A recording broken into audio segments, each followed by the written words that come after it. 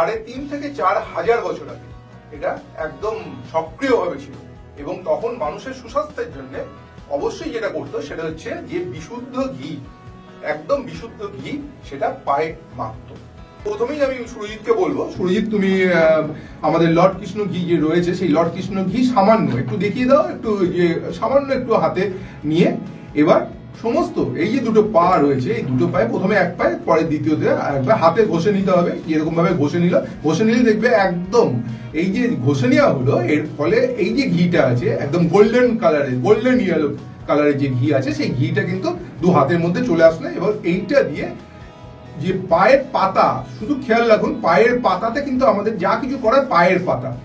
তুমি প্রশ্ন করতে পারো যে এত কিছু থাকতে কেন পায়ের পাতা? পায়ের পাতা এই কারণে যে আমাদের পায়ের তলায় আমাদের শরীরের যত নার্ভস আছে 72 লক্ষ নার্ভ পায়ের পাতার এইখানে থাকে। হচ্ছে কাঁসা হচ্ছে একটা সংকর ধাতু। এই কাঁসা দিয়ে এই পায়ের যে তলা আছে এই তলাটায় ঘষতে হবে।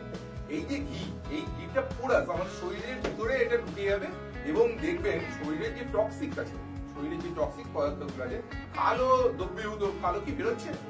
হ্যাঁ, কালো বেরোচ্ছে, এটাই হচ্ছে শরীরের টক্সিক পদার্থ। টক্সিক পদার্থ মানে আপনি একটা খেলেন যেটা আপনার শরীরের ভিতরে জমে গেল, সেটা বেরোতে পারছে না। এই যে করা হচ্ছে এর ফলে নার্ভস গুলোর মধ্যে থেকে যে পায়ের তলায় যে নার্ভস গুলো আছে তার মধ্যে যে সমস্ত টক্সিক পদার্থগুলো আছে সেইগুলো আমাদের সংকর ধাতু অর্থাৎ কাঁসার যে সংকর ধাতু সংস্পর্শে ওটা আস্তে আস্তে বেরোতে থাকবে।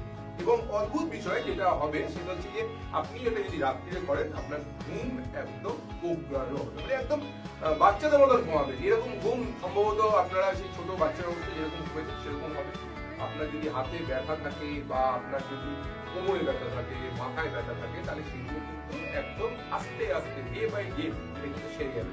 যে আপনার শরীর হালকা হয়ে গেছে, একদম হালকা হয়ে গেছে। এই যে পায়ের যে পদভঙ্গম যে এটা করলে আপনি নিশ্চিত হবেন যে আপনার চোখের চশমা, চোখে যার চশমা আছে সেই চশমা পর্যন্ত রিপ্লেস হবে, মানে চশমার দরকার হবে।